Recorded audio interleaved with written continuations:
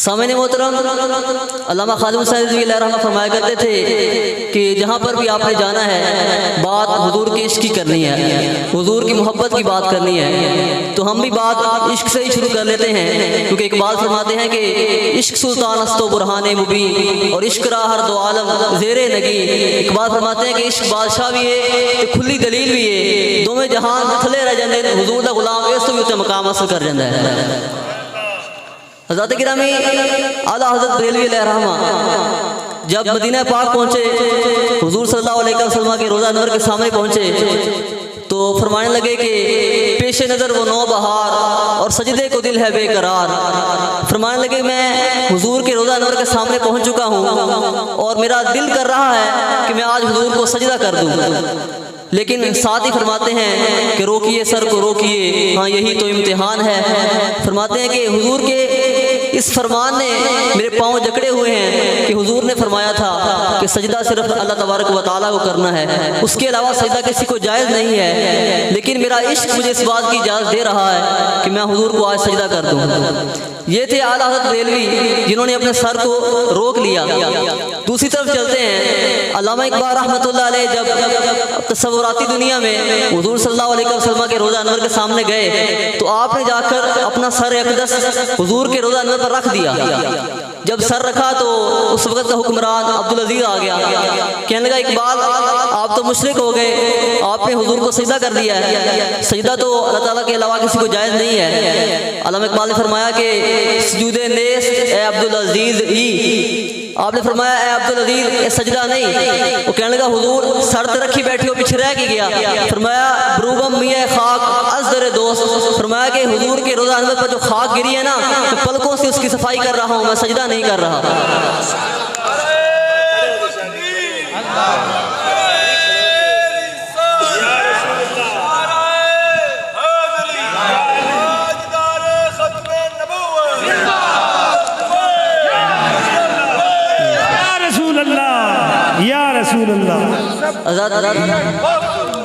हज़रत गिरामी आला हज़रत बरेलवी अलैहिर्रहमा फरमाते हैं कि हाजियो आओ शहनशाह का रोज़ा देखो, काबा तो देख चुके अब काबे का भी काबा देखो। मैंने कहा इकबाल आला हज़रत हो गए ना, चलो मौलवी हजरात में से, उलमा हजरात में से, आप मिस्टर आदमी हैं, अंग्रेज़ी तालीम पढ़ी हुई है, आप बताएं आप हुजूर के दर को, हुजूर के घर को, काबे का काबा मानते हैं या नहीं मानते? इकबाल फरमाते हैं तूर मौजे अज़ गुबारे शानास और काबा रा बैतुल हरम का शानास। इकबाल फरमाते हैं कि तू तूर पहाड़ की बातें करता है, फरमाया हमारे आका मौला के घर में जो झाड़ू दिया गया ना, उसका जो गुबार उड़ा, तूर पहाड़ तो उसका मुकाबला नहीं कर सकता। हज़रत गिरामी ये इश्क और मोहब्बत अल्लामा इकबाल रहमतुल्लाह अलैह को हुजूर सल्लल्लाहु अलैहि वसल्लम से अता हुई। सामने मोहतरम मैंने जो आयत मुबारका आपके सामने तिलावत की है, अल्लाह तबारक व तआला ने कुरान मजीद में इरशाद फरमाया अल यौमा अकमलतु लकुम दीनकुम व अतममतु अलैकुम निअमती व रदीतु लकुमुल इस्लाम दीना, कि मैं आज पूरा कर चुका तुम्हारे लिए दीन तुम्हारा और पूरा किया तुम पर मैंने एहसान अपना और पसंद किया तुम्हारे वास्ते इस्लाम का दीन। सामने मोहतरम इस्लाम को अल्लाह ताला ने हमारे लिए पसंद फरमाया। आज हमारी गुफ्तगू का मरकज़ ये होगा कि जब जब भी मुसलमानों ने इस्लाम के साथ वफा की है, इस्लाम पर अमल पैरा हुए हैं, तो इस्लाम ने फिर उनको तनहा नहीं छोड़ा। पंजाबी में कहें तो उन्होंने कण नहीं लगन दी, इस्लाम भी उन्होंने नाल डट के खड़ा रहा है। हज़रत साद बिन वक़ास रज़ियल्लाहु तआला अन्हु जब ये ईरान फतह होने लगा, आप इस्लामी लश्कर को ले जाकर हमले के लिए गए, जंग कादसिया हुई और मुसलमानों को फतह हो गई। तो ईरान का दारुल हुकूमत था मदियन, उसको जो मेन पुल लगता था ना दरियाए दजला का पुल, काफिरों ने वो तोड़ दिया।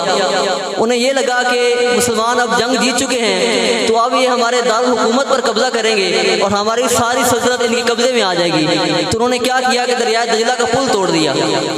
अब साद बिन वक़ास रज़ियल्लाहु तआला अन्हु इस तरफ खड़े हैं अपनी फौज को लेकर और दूसरी तरफ वो काफिर जो हैं वो दरिया की दूसरी तरफ खड़े हैं और वो साथ में जो है वो तीरों और नेज़ों को लेकर खड़े हो गए कि अगर मुसलमान इसके अंदर से आए या कोई और तरीका इख्तियार किया तो हम इन पर हमला करेंगे। हज़रत साद बिन वक़ास रज़ियल्लाहु तआला अन्हु ने ये फैसला किया कि हम अनकरीब अपने घोड़े अब दरिया में डाल देंगे। इकबाल फरमाते हैं कि जब इश्क सिखाता है आदाब खुद आगाही, खुलते हैं गुलामों पर असरार शहनशाही। इकबाल फरमाते हैं मर्द खुदा का अमल इश्क से साहिब फरोग, इश्क है असल हयात, मौत है इस पर हराम। इकबाल फरमाते हैं जब इश्क फैसला करता है ना तो फिर बड़े से बड़ा काम भी मुमकिन हो जाता है। साद बिन वक़ास रज़ियल्लाहु तआला ने फैसला किया कि हम अब अनकरीब अपने घोड़े दरिया में डाल देंगे। ये बात कहकर आपने हज़रत सलमान फारसी रज़ियल्लाहु ताला से फरमाया कि एक बात है, वो ये है कि अगर हमारे गुनाह हमारी नेकियों से ज़्यादा हुए तो हम आज दरिया में डूब जाएंगे, लेकिन अगर हमारी नेकियां ज़्यादा हुई ना तो हम पार हो जाएंगे। बस ये बात कहकर आपने हज़रत आसिम रज़ियल्लाहु ताला अन्हु को इधर मुकर्रर फरमाया, तीर देकर, कमान देकर, कहा कि हम जब दरिया के अंदर से जाएंगे तो तुमने उनके हमले को जो है तीरों से जब वो हमला करें तो उनको रोकना है, और हम अपने दरिया में घोड़े अब डालने वाले हैं। ये बात कहकर साद बिन वक़ास रज़ियल्लाहु ताला अन्हु ने अपना घोड़ा सबसे पहले दरिया में डाल दिया। इसके पीछे सलमान फारसी रज़ियल्लाहु ताला ने अपना घोड़ा दरिया में डाला। देखते ही देखते पूरी फौज ने अपने घोड़े दरिया में डाल दिए। हज़रत गिरामी फिर हुआ क्या, मर्द खुदा का अमल इश्क से साहिब फरोग फिर किस तरह हुआ कि सारी फौज दरिया पार गई, सारी फौज जो है वो दरिया पार कर गई, लेकिन घोड़े का पाँव भी गीला नहीं हुआ। मैंने कहा इकबाल ये किस तरह मुमकिन है कि दरिया फुल चढ़ा हुआ हो और सारी फौज दरिया पार कर जाए और घोड़े का पाँव भी गीला ना हो, ये कैसे मुमकिन हो सकता है। इकबाल फरमाते हैं मोमिनस इश्क व इश्क मोमिनस, और इश्क रहा नामुमकिन है मामुमकिन। इकबाल फरमाते हैं जिथे इश्क उथे मोमिन, जिथे मोमिन उथे इश्क। दुनिया जिस काम नामुमकिन समझदी होवे कि नहीं हो सकता, फरमाया हुजूर दा गुलाम मुमकिन करके दिखा सकता है। फरमाया ये हुजूर के गुलाम को शानें अता होती हैं, वो मुश्किल से मुश्किल काम भी मुमकिन करके दिखा सकता है। सामने मोहतरम फिर वही बात कि अल्लाह तबारक व तआला ने कुरान मजीद में जब फरमा दिया कि मैंने इस्लाम के लिए जो इस्लाम का दीन तुम्हारे लिए पसंद फरमाया है, तो तुम जब जब इस्लाम के साथ वफा करोगे मैं तुम्हारे साथ खड़ा हूँगा। हज़रत गिरामी जंग खैबर के मौका पर जब मरहब सैयदना अली रज़ियल्लाहु ताला के मुकाबले में आया तो कहने लगा कि मैं खैबर का बहुत बड़ा बदमाश हूँ, मैं तो 1000 के मुकाबले में अकेला लड़ लेता हूँ, और मैं तो जो है बलती हुई आग की शोलों में छलांगे लगा देता हूँ। तो कहने लगा कि यार तू छोटा सा बच्चा है, जा चला जा, मैंने तेरी जान बख्श दी। जब मौला अली ने ये बातें सुनी तो आपने फरमाया गल इस तरह नहीं है। आपने फरमाया अनल्लज़ी सम्मतनी उम्मी हैदरा, फरमाया जे तू इतना बड़ा बदमाश है ना तो फिर सुन, मेरी माँ ने मेरा नाम हैदर रखा। जब उसने आप पर वार किया ना तो आपने उसका हमला अपने ढाल से रोका, लेकिन जब मौला अली की बारी आई तो फिर क्या हुआ, मर्द खुदा का अमल इश्क से साहिब फरोग। फिर किस तरह इश्क ने जब हमला किया तो फिर क्या हुआ कि जब आपने उस पर हमला किया तो आपकी तलवार का इतना जोर था कि उसकी ढाल के 2 टुकड़े करती हुई, उसके 2 टुकड़े करती हुई जमीन पर जा लगी और जमीन भी कांप उठी। अल्लाह अली की कहर से आज बचा। मैंने कहा इकबाल दसो जी ए मौला अली दी तलवार में इतनी ताकत कित्थों आ गई, वो तो इतनी ताकत में चीज़ा भी नहीं दिखाते, ये ताकत कित्थों आई। इकबाल फरमाते हैं कि कुव्वत सुल्तानो अमीर अज़ला, कुव्वत सुल्तानो अमीर अज़ला और हैबत मर्द फकीर अज़ला। इकबाल फरमाते हैं कि बादशाहों की ताकत भी ला इलाहा इल्लल्लाह विच है ते फकीरां की ताकत भी ला इलाहा इल्लल्लाह मुहम्मद रसूलुल्लाह दे विच होंदी है। हज़रत गिरामी फिर वही बात कि इस्लाम के साथ ये वो लोग थे, ये उनकी करामतें नहीं हैं, उन लोगों ने इस्लाम के साथ जब वफा किया तो अल्लाह ताला ने उनको साथ फिर जो है उनको बदला दिया इस बात इन बातों का। सैयदना बरा बिन आज़िब रज़ियल्लाहु ताला अन्हु जंगे यमामा के मौका पर ये वो साहबी रसूल थे कि खतरों के खिलाड़ी समझा जाए, यानी कि बड़ा से बड़ा मुश्किल वक्त भी होता ये जंग से पीछे नहीं हटते थे, अकेले ही हज़ारों के लश्कर में घुस जाते थे। तो सैयदना उमर रज़ियल्लाहु ताला ने मना किया हुआ था यार ना इस बरा बिन आज़िब को ना, बरा बिन मालिक रज़ियल्लाहु ताला को किसी जंग में नहीं भेजना, ये तो बहुत खतरनाक आदमी है, जो है हज़ारों के लश्कर में अकेला चला जाता है, कहीं मुसलमान लश्कर को इसकी वजह से खतरा ना हो जाए। लेकिन जब जंग यमामा का मौका आया तो साहबी रसूल आपको साथ ले गए। हुआ कुछ इस तरह के मुसलमा कज़्ज़ाब और उसके साथी जो हैं वो एक कला के अंदर बंद हो गए और तकरीबन 2-3 माह गुजर गए। वो अंदर ही बंद रहे और मुसलमान बाहर खड़े हुए थे अपनी फ़ौज के साथ। मुसलमान जब करीब जाते तो वो ऊपर से हमला कर देते तीरों के ज़रिए, तो कला को फतह करना बहुत मुश्किल हो गया था।